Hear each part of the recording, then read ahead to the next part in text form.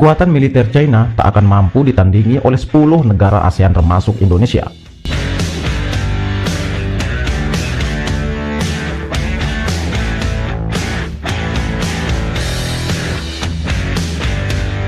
Indonesia dan China mempunyai banyak kesamaan jika ditilik dari sudut pandang perekonomiannya. China punya SDM banyak, Indonesia juga. China punya SDA beragam, Indonesia apalagi lebih beraneka ragam. Tapi yang membedakan hanya program pemerintah kedua negara termasuk penanganan perkara korupsi. China sejak tahun 1970 merencanakan program yang berjuluk Shenzhen Express.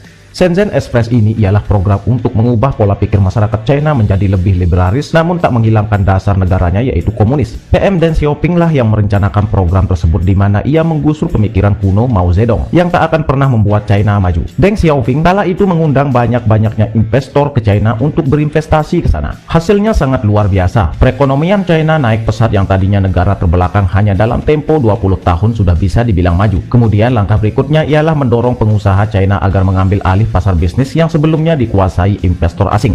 Langkah yang tepat di mana saat ini tak ada investor asing di China. Jika ada jumlahnya sangat sedikit. Semua produk bernilai jual tinggi saat ini China bisa buat dari alutsista, teknologi hingga mobil. Langkah Shenzhen Express ini sebetulnya bisa ditiru Indonesia asal koruptor dihukum mati layaknya di China. Kekuatan ekonomi besar berdampak pula pada pertumbuhan militer China. China memang sejak 1980-an sudah mengklaim Nine Dash Line di perairan Asia Tenggara. Waktu itu gaung Nine Dash Line dianggap enteng saja lantaran kekuatan militer China masih cukup. Namun menginjak 2014 silam ke atas, barulah negara-negara di Asia keteteran apalagi ASEAN. ASEAN tak menyangka bila kekuatan militer China benar-benar mendatangi mereka. China memang gila, bayangkan saja mereka bisa membuat 14 unit kapal perang jenis fregat hanya dalam tempo 1 tahun. Hebat bukan? Berarti rata-rata dalam 1 bulan ada 1-2 kapal perang baru diluncurkan oleh China. Amerika Serikat saja tak mampu melakukan hal demikian. Rusia yang juga punya kapasitas galangan kapal perang cukup banyak sekarang kalah melawan China. Dari segi teknologi militer, Rusia sudah tertinggal dari China. Mungkin demikian peneliti dan ekonom Lowy Institute Australia Alisa Leng mengatakan sebesar apapun kekuatan militer dan ekonomi China tak akan mampu menggusur Amerika Serikat. China tidak akan pernah menjadi dominan seperti Amerika Serikat dulu.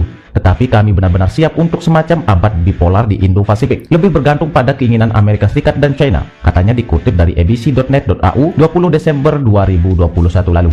Hal ini karena Alisa masih ragu apakah perekonomian China terus meroket ke depannya atau tidak. Ini akan terus tumbuh secara ekonomi, tetapi pertanyaannya adalah pada kecepatan apa pertumbuhan ekonomi itu akan berlanjut. Tapi ia mengingatkan bahwa China masih merupakan ancaman utama ASEAN bagi ekonomi maupun militer. Bahkan 10 negara ASEAN bila digabung masih belum menyamai kekuatan China termasuk Indonesia di dalamnya. Namun demikian, pengeluaran militer China sekarang 50% lebih besar dari India, Jepang, Taiwan, dan 10 anggota Perhimpunan Bangsa-Bangsa Asia Tenggara atau ASEAN digabungkan. China pada dasarnya tetap jauh di depan semua orang di kawasan ini dalam hal kekuatan secara keseluruhan, ujar Leng. Harapan bagi Indonesia dan ASEAN untuk melawan China tentu dengan adanya armada NATO di Asia Pasifik.